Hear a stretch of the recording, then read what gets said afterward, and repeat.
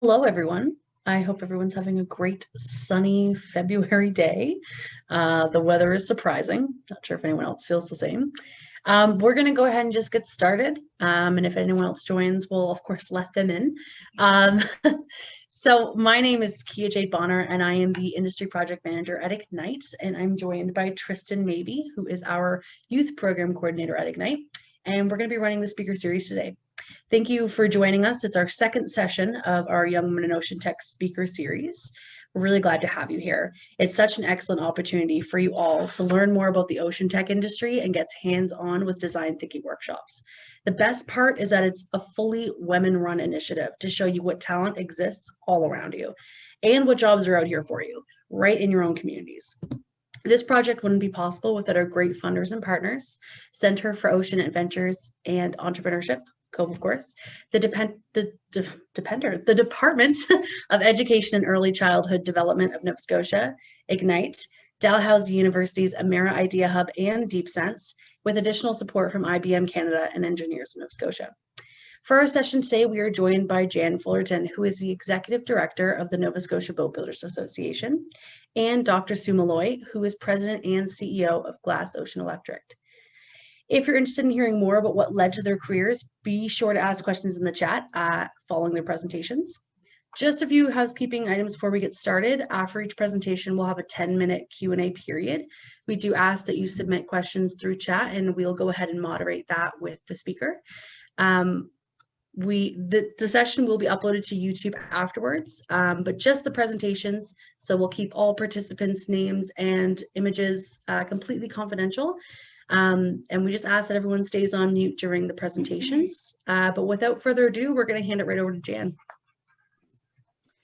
Thanks, Jade and Kristen. I'm just going to rearrange my windows here so I can share my screen.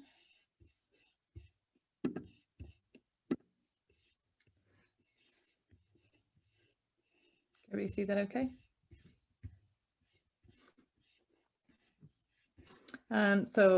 As mentioned, I'm Jan Fullerton. I'm the Executive Director of the Nova Scotia Boatbuilders Association, and I'm really happy to be here today. And I had a lot of fun researching this presentation and putting it, putting it together. So first, when we're talking about vessels, I'm just going to mention that I'm going to sometimes refer to ships and I'll sometimes refer to boats during the presentation. And sometimes people are confused about which is which. So the very easiest way to think about it is that you can put a boat on a ship, but you can't put a ship on a boat. So boats are generally smaller and ships are generally larger, but I will be talking about vessels in general. So ships and boats of all sizes and a few other things as well, things that float on the water. And I'm also going to mention as I'm going through, and I'll kind of highlight some of these on the way through, but some of the vessels that I'm talking about exist now. They're just kind of cutting edge, so they're not standard technology. And some of them are still in the concept stage, so may or may not ever actually get constructed, but just the concepts are pretty interesting. So some factors shaping future vessels. I think it's really important to kind of think about why, what's sort of driving the change to some of the new vessels that we're seeing emerging and what we might see in the future. So one of the biggest ones, and this probably is no surprise to anybody, is climate change. And there's a few different research articles that I was looking at, and one source estimated that 3 to 4% of human-based carbon emissions come from global shipping, and that could rise to 17% by 2050 if nothing is changed. Another article mentioned that international shipping produces as much CO2 as aircraft, and 15 of the largest vessels produce the same amount of sulfur emissions as all the planet's cars put together. So there's a pretty good argument for why we need to clean up our shipping in particular. The impact of vessels on marine life, from endangered whales to invasive species, is another concern that's shaping how vessels are being built and operated and so on. Global politics and evolving security threats, especially cybersecurity. Government policies related to environmental impact and national security, like federal and provincial policies, goals to be net zero by 2050, and so on. And also international agencies that are addressing climate change, such as the International Maritime Organization and the Environmental Protection Agency. Also high-end sports competitions like the Prada Cup and the America's Cup in sailing, and the values and priorities of customers, businesses, and the workforce in general. And just to drill into that one a little bit more. So what people build and what people make is partly driven by customers. Who's going to buy it, who's going to pay for it, who's going to use it. It's also the priorities and values of the businesses themselves. So some businesses say, I want to create something different. I want to create something that's more eco-friendly. I want to create something that's filling a certain gap or niche. So that's when it's driven by the business, and sometimes it's actually driven by the workforce. So there's a lot of studies that have looked at intergenerational workforces and changes in expectations of what people want from their jobs. And one of the things that they find is a lot of younger workers in particular are looking to work in places where they feel like they're making a positive impact on the environment or positive impact on the world around them. So that's actually shaping how businesses do things to recruit workers as well. So businesses are having to think differently and act differently in order to get younger generation workers in particular. Also, growing global population. So one of the things that we know is that the world's, it's getting more and more people in the world over time. About 50% of the world's population live in coastal areas, and rising sea levels are expected to affect 90% of the world's coastal cities by 2050. So one of the concepts that I came across is this floating city by oceanics. It's in the design stage right now. The floating supports, or sort of parts underneath, are being designed by MIT's Center for Ocean Engineering. And then there's some architects who are designing the buildings that will be on top. And this has been backed by the UN, not as a way to stop climate change, because it certainly won't, but as a way to offset the impact of climate change on vulnerable populations who are in coastal areas and so on. So that's pretty exciting. So, these are the sort of things that the future might hold, and maybe not all that far off too. Another thing that's good to know is sort of vessel life stages. So there's basically 4 life stages: design, the construction and manufacturing of that design, the operation and maintenance of the vessel once it's constructed, and then the disposal at the end of the vessel's life. And for the purpose of this presentation, I'm going to focus on design because that kind of shapes all of the other stages, but the boat's environmental footprint is connected to all 4 stages. So now to look at some elements of design. So one of the first things that naval architects and people designing vessels consider is the purpose of the vessel. So is it a recreational vessel like sailboats or power boats or mega yachts and more? Is it a workboat like police boats and fire boats? Is it security and defense like Canadian Coast Guard and military and search and rescue? And that's where the cyber defense and cyber technology is particularly important. Is it related to fisheries and aquaculture? And fisheries and aquaculture are also changing. So they're trying to improve the quality of the catch from catch to market. They're trying to reduce bycatch. There's the discussion of offshore aquaculture instead of the nearshore aquaculture we see now. Offshore energy service vessels. So we already know that there's vessels that service like oil and natural gas offshore, but as we see more wind and tidal, those will also need offshore service vessels. And also host boards and other liveaboards, and again, maybe even something like the floating city that I showed already. The other thing is vessels to fight climate change, and I'm going to show an example of one of those in a moment. So here's some examples of a few different vessels that we might see coming out of this kind of thinking. So this is Nomadia, which is a multi-deck craft for 3,000 guests, and it's designed to be an alternative to cruise ships, and it has an internal marina, man-made beaches, as well as lecture halls, meeting rooms, restaurants, and so on. It can house up to 3,000 guests. And it's net zero, it's slow moving. And so those cruise ships right now that do contribute a fair bit of pollution, this would be an alternative to something like that. Or here we have, talking about the vessels to fight climate change, this is a concept that came out of Indonesia for a submersible iceberg factory. And I'll be honest, there's a lot of scientific skepticism about this. People have said, well, how many of these would you need to make a difference? And they have to be net zero themselves in order for it to be really environmentally good and so on. But the idea is basically these vessels are making icebergs. The vessel creates the iceberg, it sinks down under the water, the iceberg floats free. And you can see in this picture that there's a little kind of flotilla of these hexagonal icebergs in behind. The idea that it will kind of help to both cool the ice ocean, but also sort of do the role of the ice sheet in terms of keeping a little bit of the reflection off the ocean and so on, if of the lighter colors that don't absorb so much of the sun's heat and so on. We also, when you're talking about designing a vessel, you look at the expected operating environment. Is it going to be in lakes or oceans, or you can think of that as freshwater or saltwater? Will it be nearshore or offshore? What weather is common or uncommon where the vessel will operate? How rough might the sea conditions get? Is sea ice a concern? Is impact on marine life a concern, like whales, invasive species, vessel pollution, and so on? And is more extreme weather expected due to climate change? And finally, the energy needs on vessels. So a sailing ship in the past might not have needed a lot of energy in order to meet the needs of the crew. They might have been fairly self-sustaining, but now people generally have technology they're using on board. They might have sort of communications things and so on. So the energy needs of vessels have changed over time as well. So one of the ways that new vessels are developed is through computer modeling and testing, which is essential to the design process, and the technology keeps evolving. So some examples of some of the newer technology is data acquisition systems, where you have a lot of sensors attached to vessels and so on that are feeding information back. Digital twins, which I'll talk a little bit more in a moment, simulations, computational fluid dynamics, and aerodynamic analysis. So those are just a few examples of how some of the design technology is changing. So digital twins, for example, is the idea where you have digital replicas of real-world objects such as vessels. So these enable more data collection and make improvements easier. So you can either have the digital twin is fully built before the actual vessel is constructed, or the vessel might be constructed and then have sensors attached and so on. But you basically have a complete sensory mirror of the actual vessel. So that's pretty cool.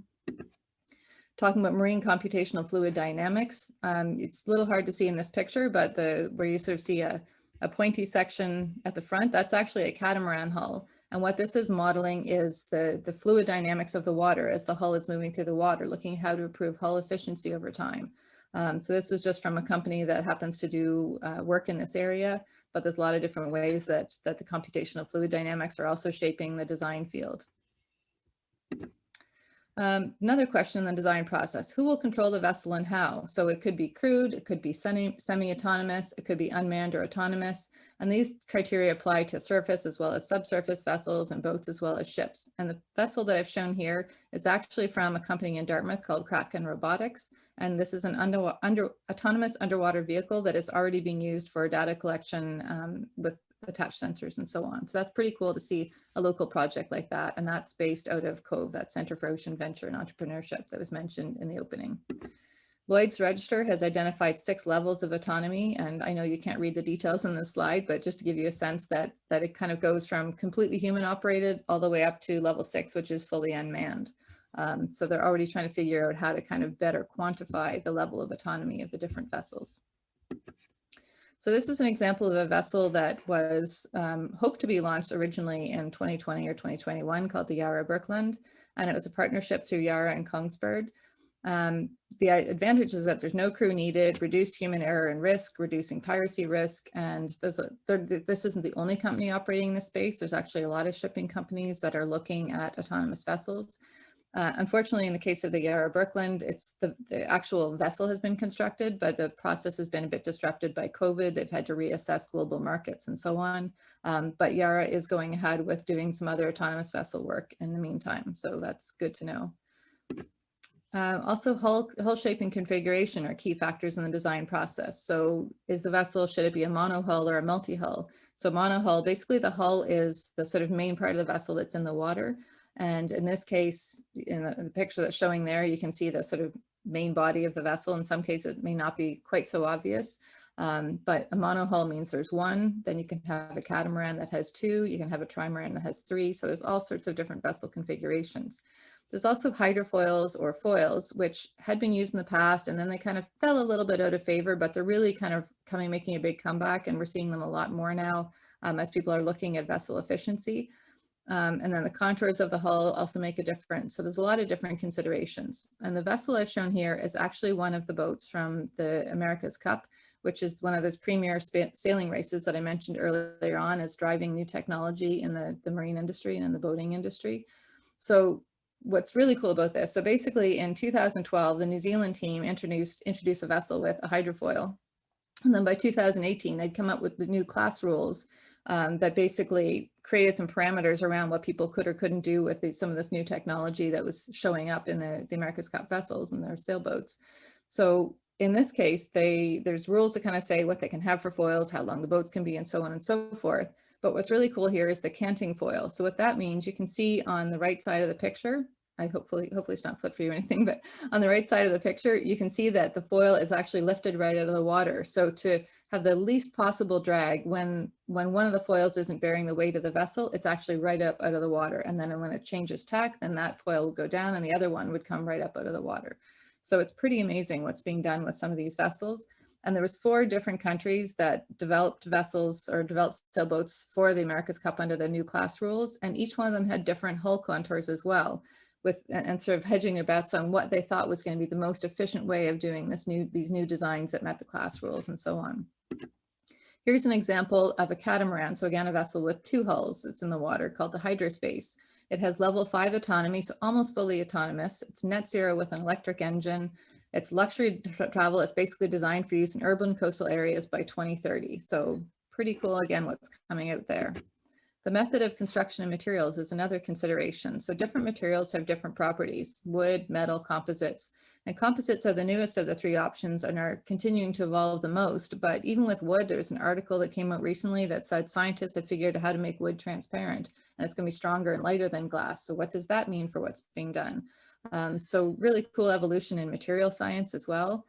There's also newer methods of composite construction that waste less and can increase manufacturing efficiency.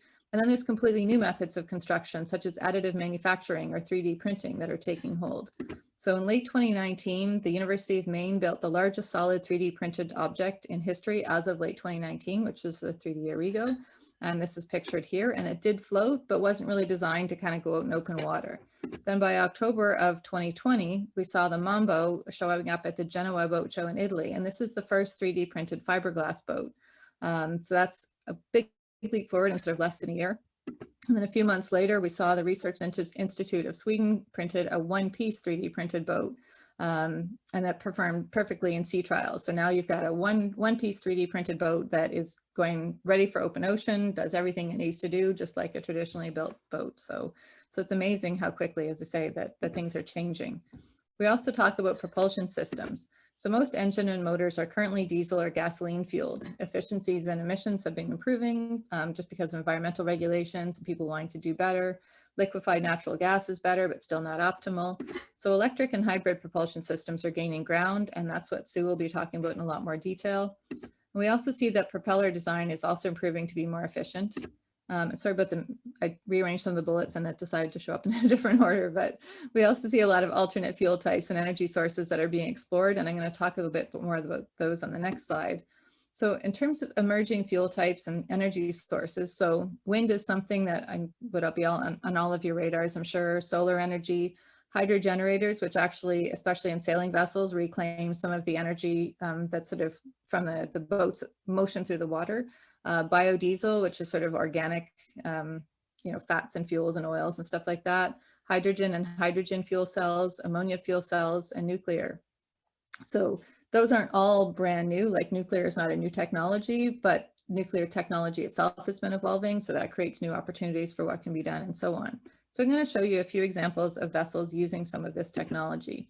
So the Earth Race is a biodiesel powerboat. It was originated in New Zealand, and it set the record in 2008 for the fastest powerboat to circumnavigate the globe, which it did in 60 days.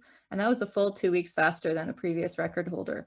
It has a net zero carbon footprint, and it's got what's called a wave piercer design, which means that the point of the hull, the sort of front of the hull, is designed to cut through the waves rather than riding over them like most vessel design. Now, fun little factoid here, or a little bit gross, but it just kind of, I think, is worth sharing. The person who is behind this project was so committed to the project and believed so much in the ability of a biodiesel powerboat to be competitive with everything else that's out there, and be a viable way of powering vessels and so on, that he called on some of his friends to actually donate some of their fat through liposuction. And they're kind of like, well, why don't you do it then, buddy? So he actually did. He actually went through liposuction to have some of his own personal fat removed, and that was part of what was used to power the boat. So it's kind of gross, but it's also just kind of makes the story a little more unique, I think, just because that's how crazy some people are in terms of believing in their dreams, and look what he's done with it. So that's amazing. The Tyrrhenian Planet Solar is the largest solar-powered vessel. It did actually visit Halifax in 2013. So it does currently exist. It was launched in 2010 and became the first solar-powered vessel to circumnavigate the planet in 2012. And since then, it's been used for some research projects. And one of the big advantages it has, other than being a solar-powered vessel, so obviously a lot better for the environment, is that it doesn't produce any emissions, so it doesn't contaminate readings when they're using it to take readings around the planet of different levels of pollution and so on. So that's a pretty cool feature. The Aqua is designed to be the first hydrogen-powered super yacht. It is planned for completion by 2024 with a price tag of $644 million.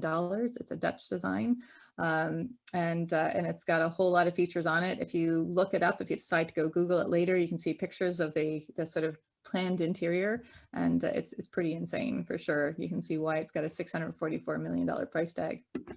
The Energy Observer is powered by solar and hydrogen, and it's 100% energy self-sufficient. It was launched in 2017 on a 6-year voyage, and it uses a combination of solar and sails that were actually added after the initial launch, and hydrogen that's made from desalinating and separating hydrogen from the water molecules underway.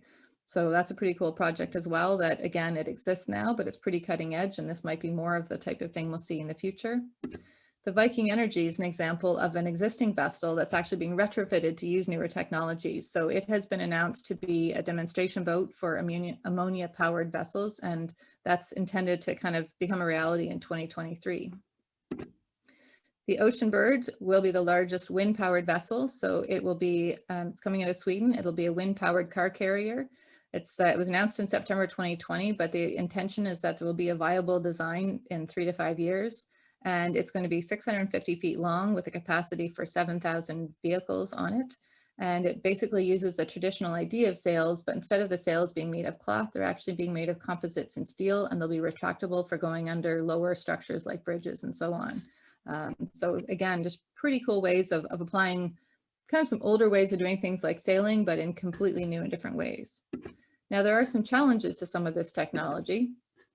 So the first is you need to displace current technology. So when something has a really strong market hold, sometimes it's hard to get people to accept things that are different, or there may not be everything in place to let those new technologies kind of basically gain traction. There's also limitations of existing technology and knowledge. So some of the things that people are trying to do, we're still not sure what's possible, we're still not sure how it can be done, and so on. There's laws and regulations that are a consideration. Sorry, am I way over time? I was just looking at my counter and I don't know if it actually, oh, I started ahead of time, sorry. I realized I had the slideshow open while we were doing the introductions. So laws and regulations haven't really caught up to the evolving technology. So things like autonomous vessels, there's no laws that have addressed what's allowed under autonomous vessels and so on. So these are things that still need to catch up as well. The development costs and infrastructure, including infrastructure. So if you're going to have hydrogen powered vessels, how do you get the hydrogen to where the vessels, like to the vessels to fuel them and so on. Consumer demand is also a challenge. So people have to be willing to buy the new technology as it comes out and the new types of vessels.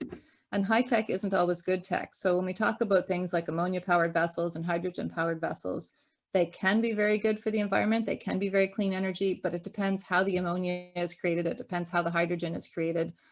So you have to kind of make sure you dig into the questions a little bit. And if somebody says that, you know, they've got this vessel that's net zero, well, how was it constructed? What was that full life cycle of the vessel and so on? And the other thing is that some dreams won't happen or just won't work. So I've got a picture here of the tetrahedron super yacht concept.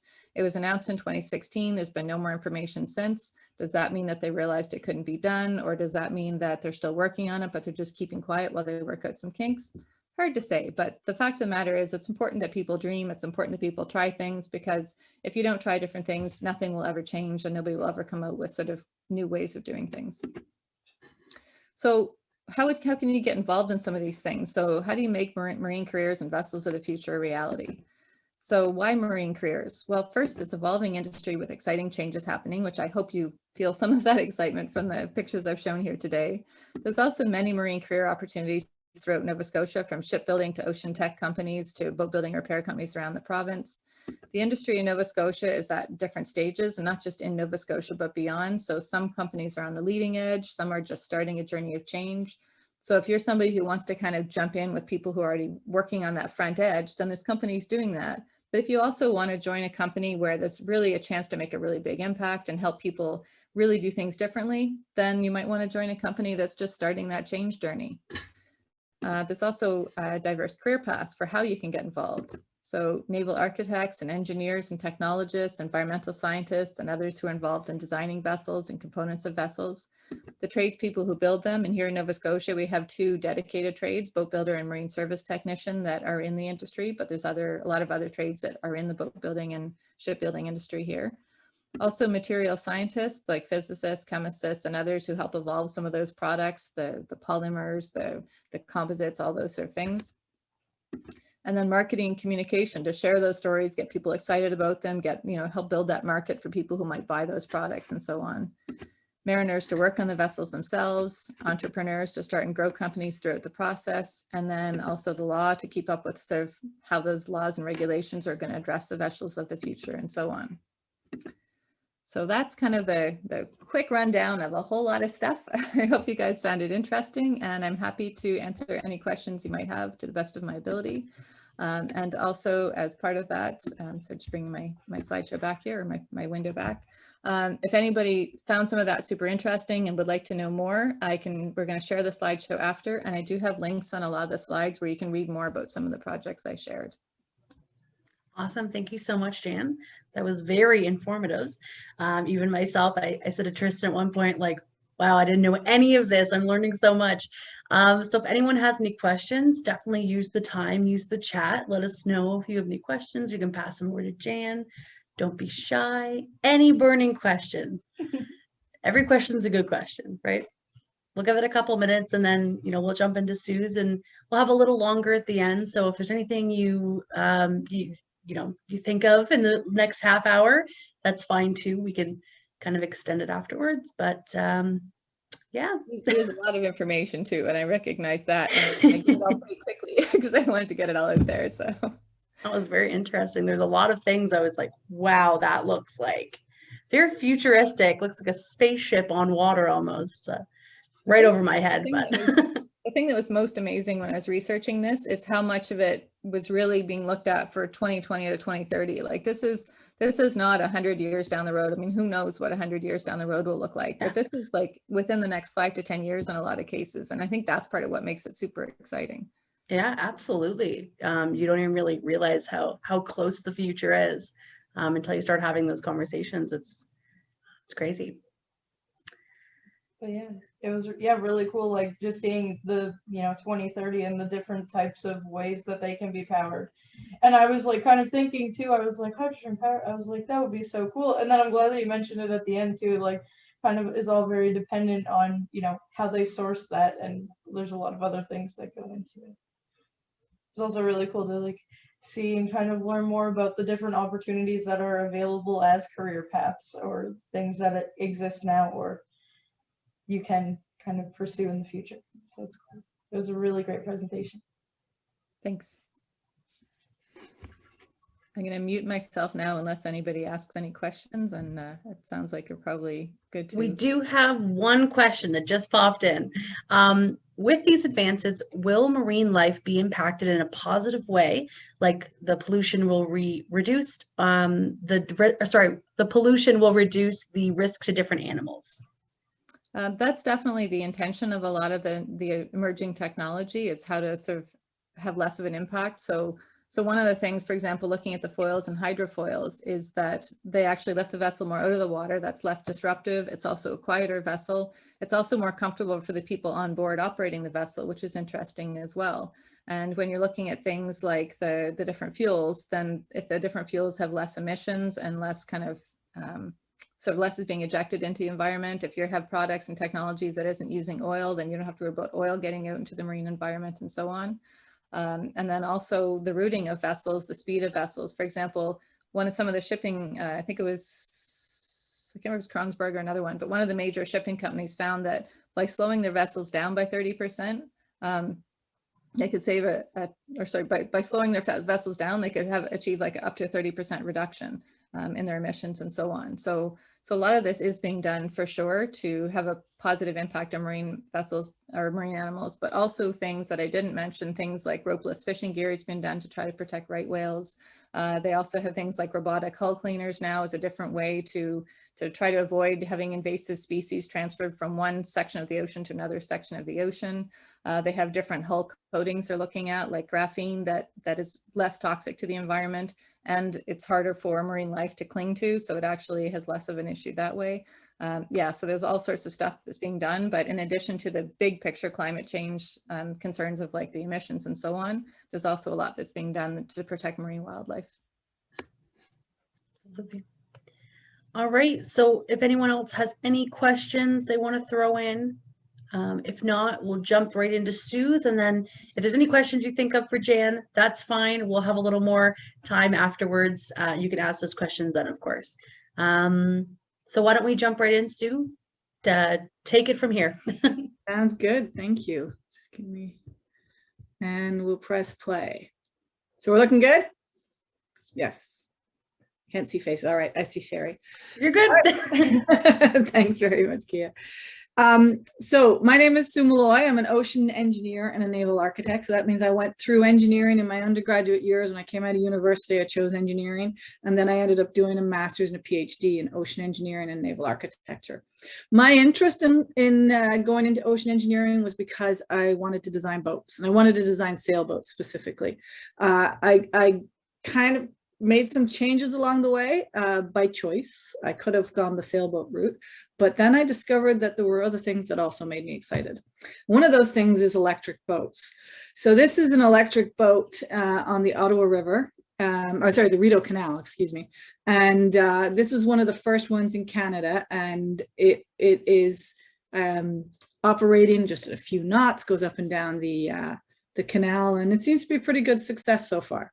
So that just shows you it's existing already. And then this was the world's first electric ferry. This ferry carries cars, and it's 100% electric, and it's in Norway. It's called the Ampere. It goes 5.6 kilometers, so that's quite a distance in a boat, 34 times a day, fully electric, no diesel at all. And it saves 1 million liters of diesel per year. So that's huge impact on our climate, and an important opportunity for us to take some of these emissions out of the atmosphere. So when we talk about electric boats, one of the most important things is that we really don't know what people do, right? They go out in a boat, they do some stuff, and they come back. There's no traffic lights, there's no speed limit. So people are doing stuff, but we're not really sure. So when we started looking at fishing boats and other kinds of boats, we're like, well, what do they do? So, you know, in this case here, we have lobster boat number 1. They spend some time going to the fishing grounds. They spend some time hauling. They spend some time on their shore power. And then in the lobster boat number 2, they spend a lot of time on shore power. So it tells you a story when you start to look at data like this. And that's the part that I really enjoy about looking at data, is that you start to read it like a story. So what does it tell us? It tells us lobster boat number 1, maybe they don't live near somewhere that they can plug in overnight. And lobster boat number 2 does. Maybe they put a generator on for number 1 in order to be able to get the power they need. So there's a story there, and we need to understand that. We need to understand it through data. So what we've done is we've put sensors and different ways of measuring everything from speed to power onto boats, and we get a sense of what they're doing. So this boat goes out to somewhere, and it goes around in little loops. So those little loops are your lobster pots, right? So they go down, they put down a lobster pot, they pick it up, they check, see if there's anything in there, and then they put it down. So you can count how many lobster pots they do, and that would be a full day's work, because there's a lot of time in between those. And then when we look at that from a power perspective, we go, okay, well, how much power do they need to do these things? So they need almost 110 kilowatts of power to be able to get out there and get to the spot where their lobsters are. And we saw that that would be the long stretch that's on the other slide. And then they see how it goes up and down and up and down and up and down. And what that tells us is that they're using a little bit of power to get to the lobster pot, and then they slow down. You can see it goes down to 0. So they stop when they're at the lobster pot, and then they go back up again. So you can see how they can go up and down and up and down. You can see the story just by looking at the power versus the time. So what are they doing over that time? You can see that the power changes, and that can get really exciting. And a great way to freak out mechanical engineers is to show them the negative piece, because they're like, what the hell? You can't have negative torque and negative power. But what that actually is telling us is that the propeller is turning in the other direction. So if any of you have ever been on a boat and somebody goes to slow down, they often like jam it in reverse for a couple of seconds just to try and slow down. That's what you can see there. So that's, again, I love the stories that data can tell you. And when you start to explore a data sheet like this and try to figure, well, what are they doing? Why did they drive fast then? Why did they go, you know, and then you can start to learn what they're doing and how they're using power. And, you know, we see some of this data and we're like, oh, it must have been a busy day, a windy day. Anyway, so what this has done is that's allowed us to determine how much power do they need to have in a battery? So when we went to make our electric boat, which was unveiled this summer, it was our big exciting unveilment, and it looks really pretty. We were able to put in a battery that was the right size for this boat, for the operations that they needed to do. We left the diesel engine in there for all their high-speed stuff, and we kept the battery for all the low-speed stuff. The story behind the art comes from, I started talking to some colleagues in Indonesia when I was traveling there for work about doing electric boats. And we spent a lot of time going to shipyards and fishing villages to kind of understand what the boats look like, what they needed to do with the boat, so that we could get a sense of, well, what would an electric boat, how would an electric boat work in this community? And when I was in Indonesia, I noticed, and anybody who's been to Disney World might have seen this too, because you can see the different boats in Disney World. You can see that there's different paintings on the different boats in different regions. So you can actually tell where a boat is from based on the type of artwork that's covering the boat. So I was thinking, wouldn't it be wonderful to have something on our boat, because it's special and it's electric, that would show the regional culture as part of the project. So we got Alan Sillaboy, who's a Mi'kmaq artist, and he built a design for us, and we put it on a wrap. So it's like the wraps that you see on cars or on fridges and stuff. It's a 3M wrap, and it's a high quality one that won't fade and doesn't come off in the ocean. So that was a major plus for us, because everybody wants to take a picture of it. It's a good Instagram. You might see it this summer on the Halifax waterfront. So this is our motor. We added this motor in, and behind it is the battery. If you were to look at that, you got the broom there for reference. You can see it's not very big. So it's a small motor that pushes this really big boat, which is pretty exciting. But you can get a lot of torque, where torque is the ability to turn the propeller. You can get a lot of that in order to push a boat this size.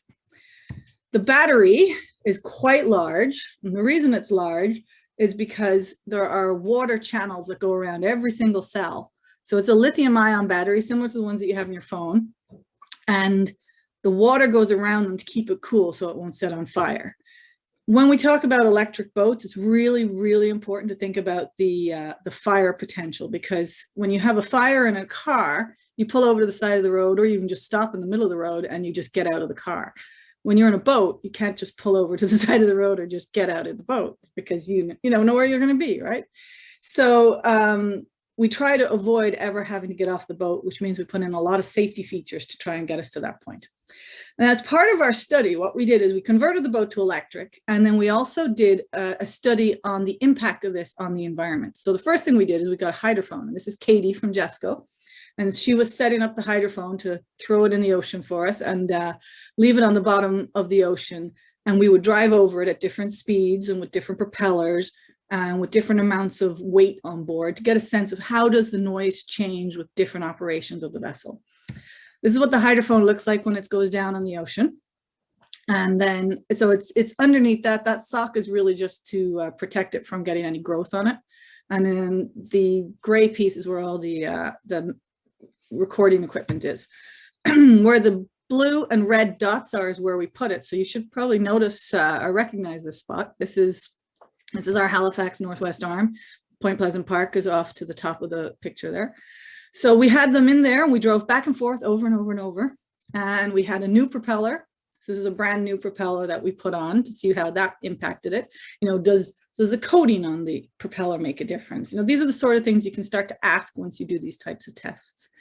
This is the propeller that was on the boat when we first started working with it. So that was what we called an in-service propeller. And then this was a damaged propeller. Somebody has obviously banged up a few rocks, with it. And this isn't even the worst of it. There's some real chunks and chips out of it. So we're able to get a good sense of what's the general difference in the way that the boat performs. And then what becomes really important is how much noise is it making in the environment. And if you have 50 boats with damaged propellers in the environment and you've got whales nearby, how much of an impact is that going to have, right? Or if you've got seals, who's having to listen to that? There are thoughts that the JASCO are the experts on underwater noise, and they say in a lot of areas for whales, a lot of shipping channels, it's like that they're living in an underwater rock concert. And much as we all enjoy going to see live music, you don't want it 24 hours a day. So this is the setup. This is one of the boats that we tested. We had a few different boats that we tested. So you can see the equipment behind the door there on the outside is emissions equipment. And then we have computers to try and register the emissions. And then we have shafts. So this is a pretty gross one. The shaft, we need to put a sensor on that shaft to measure the torque and the power. If they don't keep their bilges clean, it ends up being really hard for us to do our work. Plus, it's not good for the environment. But this is a pretty gross looking build. And the reason they're gross is because they're in the ocean. And if there's going to be any leak in that engine, it's going to be falling out and going into the bilges. And that's the stuff we don't want them put into the ocean. We want them to take it back with them and then pump it into a proper disposal. This is the sensor that we would have with this, right? So you can see how delicate that is. So when you stick that under the water, you have some challenges. So there's lots of learning still to be done. We're working on how to make sure that we keep this nice and waterproof and it doesn't get destroyed. We've destroyed a few of them. They're thousands of bucks a piece, so we really don't want to be doing that. But I've got some electrical engineers working with me and they're able to fix some of them. And this is UV. UV's working with me right now and he's doing a great job, and this is doing the emissions testing. So he's got a probe in that picture, he's also checking the temperature. So that's the engine, and you can see that the motor for the electric motor is much, much smaller. That's behind it to the right of the picture. So UV's checking the emissions from the exhaust, and where he's checking it is before it goes into the main part of the exhaust going out of the boat. So in a lot of boats, you'll see that there's some water that comes out the exhaust, and that's because they inject water and stop the smoke coming up around people. So if we want to really understand what kind of emissions are being put out of this engine, you have to get it before they get wet, because the probe it's like a big sponge and goes through a filter sponge, and you just don't want it to get wet because you're not going to be able to measure any of the smoke. So that's what it looks like up close.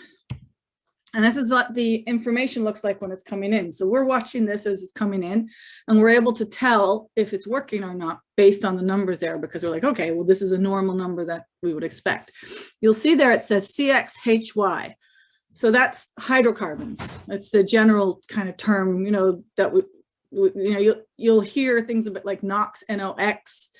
So that's could be NO2, NO3, NO4. But the term that we use for hydrocarbons is CXHY. And so a hydrocarbon, if you remember from many of your chemistry classes, is something like methane. And methane is a really, really dangerous greenhouse gas. I think it is 20 or 40 times more damaging to the atmosphere than CO2. But we're not as concerned about it because it doesn't last as long as the atmosphere as CO2. But it does have local impact, and it does have significant impact. So you can see there the hydrocarbons, it says 4,350. Your car produces maybe 150 to 200 parts per million, and we're producing 4,350. And when you have a car, you have something that's called a catalytic converter. So it's in the muffler. So when you look at the muffler, it's full of whole bunch of chemicals, materials in there that neutralize some of the chemicals as they're going through, or changes their chemical composition so they're not as bad when they come out into the atmosphere. We don't have those on boats. So this is pure pollution that is going out into the atmosphere. So right now our work is to try and measure this, because you can't change what you can't measure, and really try to understand this. And when we did this test, we said, okay, is this one boat or is this lots of boats? So we talked to NRC, our National Research Council, and we told them, we have a problem. We could have a horrible situation with boats where they're putting out huge emissions, or it could just be the one vessel. So they gave us some funding to allow us to study 6 more vessels. So that's what we're in the process of finishing right now. We'll be able to tell afterwards whether this is just one boat or is this lots of boats. Do we have a problem? So far, we have a problem. We have a big problem. And one of the bonuses of doing late night testing in the winter is you get to see bioluminescence. This is in the Halifax Harbor on the Northwest Arm, which you might not even believe is true, but that blue is natural, and that's the bioluminescence lighting up at nighttime as we put energy into the water because we go by. So that was pretty exciting. You get these wonderful moments when you do testing, and that's one of them. There's a picture of the last wonderful day when it was freezing cold, and You have to get pretty warm for that one. So that's us testing. You can see the weights. So that's how we change the weight of the boats. We would add the weights on and off. 4 of those weights represents 1 person. So each weight is 20 kilograms. 4 of them is 80 kilograms. So 80 kilograms is how you represent a person on a boat. So there's quite a lot of people. I can't remember exactly how many are there, but you can count them if you really want to. And this is the hydrophone weight. So what happens with the hydrophone, when they put it down under the water, they put something called an acoustic release with it. So this is a plastic tub that is weighted down with the hydrophone. And then when they do the acoustic release, they press a button on a certain frequency, and that releases the connection of this to the metal weight, and it will float to the surface, because then it becomes hollow and it disconnects, and then the air that's left inside that plastic tub comes up. But this was left out from May through to September in the Halifax Northwest Arm. So you can see how much growth there is on it. And I have a friend who's a marine biologist, and she said what they're called are tunicates. I thought maybe they were mussels that hadn't developed their shells, but she says nope, they're tunicates. So pretty interesting stuff. They're wild looking. I've got some great pictures of them. Now I'm going to show a little video here. Hopefully it won't take, let's see if I can do it. Okay. What I'm showing you here is the noise of the boat when we're operating using diesel, and then how much quieter it gets when we turn to electric. So that's diesel right now. And that's us slowing down. Now we're neutral under diesel, so not moving. And this is UV turning on the electric, and Doug is driving.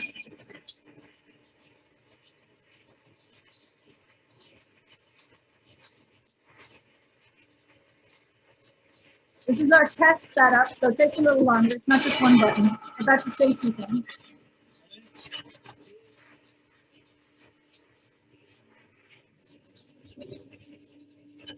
There we go. 4.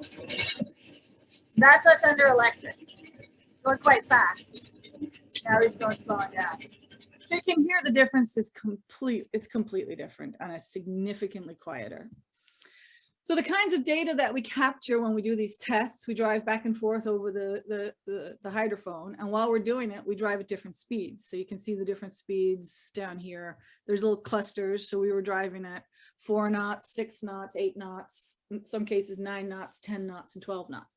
And what that does is allows us to really understand the power curve.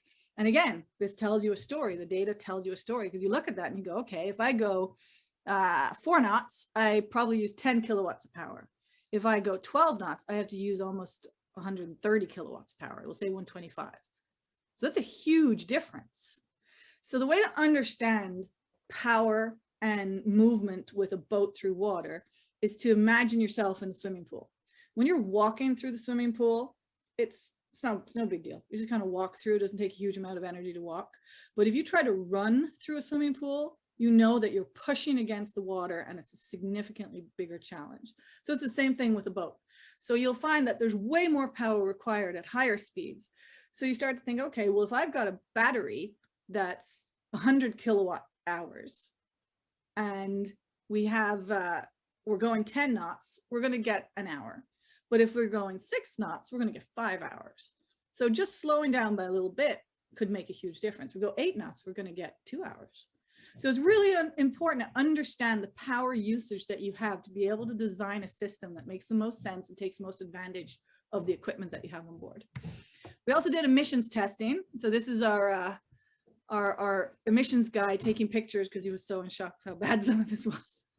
So what we found is that people overfill their engines with oil. So if you overfill your engine with oil, this is what happens. Remember I said that parts per million for hydrocarbons were off a car were about 200. Well, for this vessel, the highest number we were able to get was 32,000, which is crazy. And the reason we're able to get 32,000 is because somebody overfilled with oil that day. And we didn't want to see this kind of number. So it just shows you that things like maintenance become really, really important, that, you know, we don't know if they overfilled it by 5%, 10%, 30%. We're not sure of that. So that's information we need to understand. So you can tell people, you know, don't overfill your oil. And then if they don't know how, if they haven't got the measurements to do it, well, then maybe that's something that needs to be invented. Some way for people to properly measure how much oil they put in. Then we did the noise testing. You can see what's lovely about these graphics is you can really get a good sense of what's happening. You get a good sense of the boat moving through the water, right? So it's much noisier right where the boat is, and the noise dissipates off to the sides. This is our boat. We were doing a lot of work during the fall, and we also did some winter days, and we got amazing results so far. We're still going through some of them in detail, but we can tell you that the noise from the propeller and from the engine underwater is much reduced by 50% in a lot of the regions. And then just thought I'd point out some other electric boats that you can see out there in the world. So this is an electric boat down in, I think it's New Zealand, might be Australia. I think it's one of those places. They're starting to sell these. You get a sense of what's out there. And one of our local investor people here in Nova Scotia just put a big bunch of money into this company out of Quebec, and they build electric Sea-Doos. So there's going to be much less noise from them too. Okay, so noise and emissions are the really big ones. Thank you. I'll get out of here now. That is fantastic. Thank you so much, Sue. Yeah, so does anyone have any questions that they have for Sue, or perhaps they have a question that they had for Jan that they didn't ask yet? Throw it in the chat. We have a couple minutes for questions. It'd be great if people put their cameras on, because I love seeing people's faces when we're having a conversation too. Sue, that was great. Jan, sorry I didn't get to see yours. I was dropping my daughter off at work again. It's recorded. You'll have a chance later. It was really great, Sue, watching your presentation to see the innovation happening here at home in Nova Scotia. One thing when I was researching my presentation is a lot of the projects that I shared were out of Europe or out of New Zealand or something like that, but there's no reason why those projects can't be happening here, and it's great seeing your company doing that work.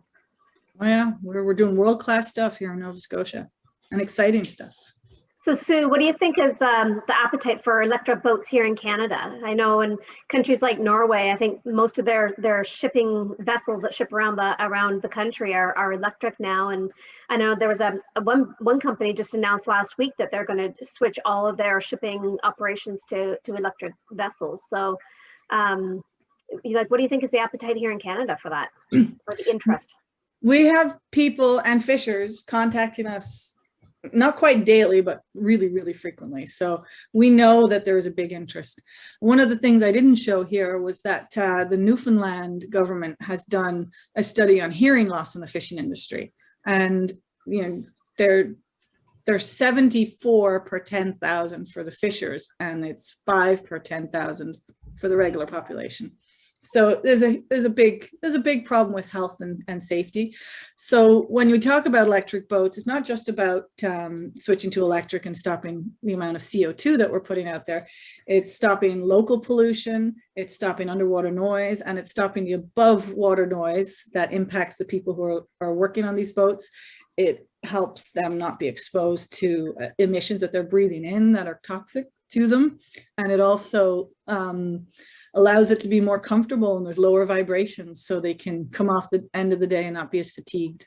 So these sort of things are really important when you kind of, and this is one of the things that's really important from a science and engineering perspective, is that we look at these kinds of things. And often you'll find that women do lead the other aspects of science. Like they say, well, what about this? And I think a lot of it comes because of some of our social training. I mean, not every woman's going to do that, but you know, there's a lot of our social training is to kind of look around and see the people part of it. Whereas a lot of engineering can be stuck down in the details and in the materials. So we have a new perspective sometimes. Not all women, some women will bring a new perspective, and it's a really important one. What other questions do people have out there? Well, I do have a question for Sue and Jan.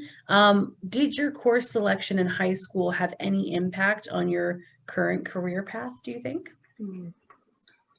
Well, I can, I got one question coming in there. I can answer that one. Absolutely. It was a huge impact for me. So my situation in high school was interesting because I immigrated to Canada in high school. So I had done part of my high school in Ireland. I hadn't done it here. And I was at a school for all girls with nuns where doing woodwork was shocking. So I came to Canada and was like, oh my God, I can do woodworking. I can do metalwork. So I actually took some of the shop type courses where I got to do some AutoCAD and, you know, some 3D design stuff. And that was probably the biggest impact on my ability to get going because it gave me a head start. So the course you have to take, I mean, they tell you what to take in the programs. They tell you got to take this math, you got to take that math, you got to take science, you got to take this. But I would say if you have a chance to have an elective, don't take the spare. Go and take the shop class and do some drawings, some technical drawings, and learn how to do that, because even if you end up not being someone who does that work in university or in your work environment, you're going to have to communicate with people who do that work. And you're going to have to be able to read drawings. You're going to have to know that when you do this drawing or when you design something that it can be built. So it's really important. And it gives you some credibility. That's great. And as you mentioned, the question in the chat was, do you find that women take a more holistic approach? I would say some women take a more holistic approach. I think we all know that there's a much variety between women as there is between women and men. So what I will say though is that women who would not ordinarily have chosen engineering, because we do have a history of engineering of lots of women who would call the spikes, you know, the women who got 95s constantly and maybe, you know, just really focused on the math and the science and they go straight in there and there's no question. Then there's the women who we would consider maybe the average students, you know, the students that are not necessarily the obvious engineering and science candidates. Like, you know, you might have somebody going, well, maybe you'll try economics, you know, maybe you'll try this, maybe something that's got some more softness to it. Those women bring huge benefits to science and engineering because they are different. They're not the normal women. And I would say, I would put myself in that category. I'm one of those women who was interested in lots of stuff. I mean, I did engineering because I wanted to design sailboats, which is about as romantic as you can get, right? So you have to be, it depends on the women, but if you have women, this is why diversity is important. If you have women who maybe don't come from an engineering family, maybe weren't always targeted as, oh, you've got an engineering mind or anything like that. You know, maybe they do, maybe, you know, the things I did when I was growing up is I used to make my own, we didn't have Barbies, we had Cindy dolls, but you know, it's equivalent. I used to make my own Barbie doll furniture and I had like a shower that would work where you could press the thing. And then Lego, I was crazy about Lego. So these are the sort of things that I was doing.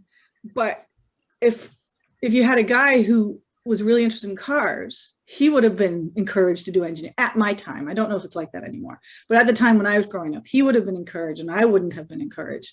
But I mean, Lego is perfect training for engineering. No, absolutely. And do you have any advice that you would give to a young woman who's looking to pursue a career in the ocean tech industry? Well, I'll give one quick and then I'll let Jan get in. So I would say if you're going into ocean tech, I spent a lot of time talking to people who are working in the fields when I was exploring what I wanted to do. So find somebody who's doing something. So that's going to Jan and talking to her is a perfect way to do that because she's got access to so many people in the sector. And then through Cove, there are so many people going to workshops, talking to someone and say, what is your day like? You know, what is it like? Is it interesting? That's why I was trying to show some pictures of us actually out testing. That's pretty fun to be out there doing that kind of testing. So you want to know what someone's day is like. So do that kind of investigation. But if you're going to go through engineering or science or any of these fields, and you find when you get in there that there's a really small percentage of women, you need to find a woman mentor.